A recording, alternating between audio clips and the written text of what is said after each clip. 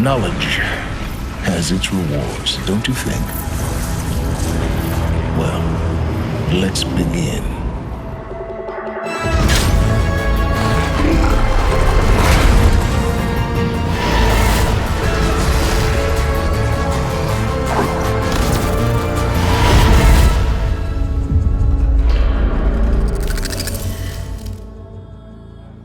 When we started DLC right from the beginning, we knew we wanted to do something with the Horus because it's a machine that we've seen throughout both games. This seemed like the perfect moment to bring it to life.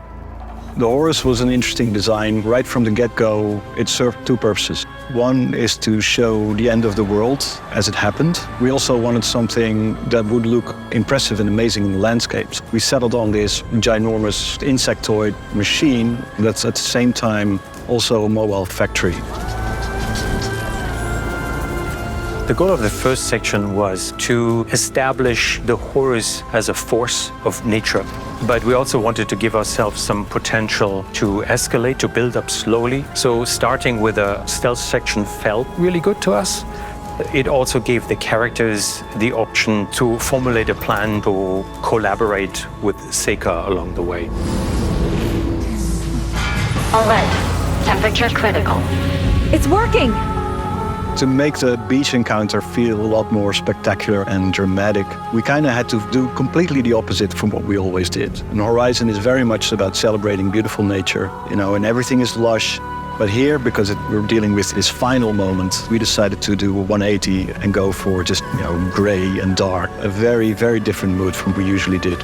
We wanted to structure the fight, and to do that we separated the player and the Horus to give the player the opportunity to observe the Horus like in its entirety. It really gives you like an impression of its power. And of course, the beach gave us a reasonably flat space for that big guy to stomp around and splash around in the water. When we had to figure out the movement theme for the Horus Titan, it's basically a zombie. You'll see this in the beach transition as it crawls its way down the beach. It's clawing with its tentacles, pulling itself along, lumbering forward like a shambling zombie would. This was a very, very different content from what we used to build. We needed a new approach. We had to create a strike team of specialists from all departments, tech, art, animation, to come together and create this experience in the production environment of DLC. It allowed us to put all the focus on a single encounter and make it as awesome and as epic as we could make it. Horus was the most complex machine we ever made. It contained 1,300 joints. This required updates for engine to handle that complex skeleton. One of the challenges was making climbing on the moving machine. We already had the support for climbing on moving objects, but we had to improve quite a lot to make it look better for a Horus.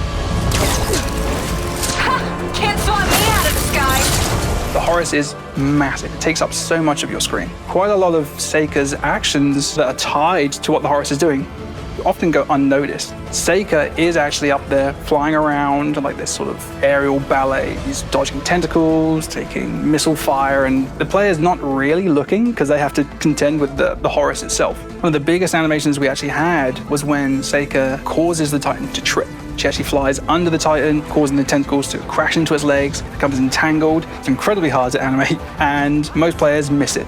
But Seika actually will help Aloy in every section of the fight, even if you don't see it. The fight builds up towards something as the Horus starts to become more and more overheated, as the fight becomes more and more intense and we get closer and closer to it. It builds up a sort of crescendo that really goes all in terms of animation, visual effects. All the abilities of the player will be challenged. We're really trying to push Horizon and our engine to the limits of what it can give here.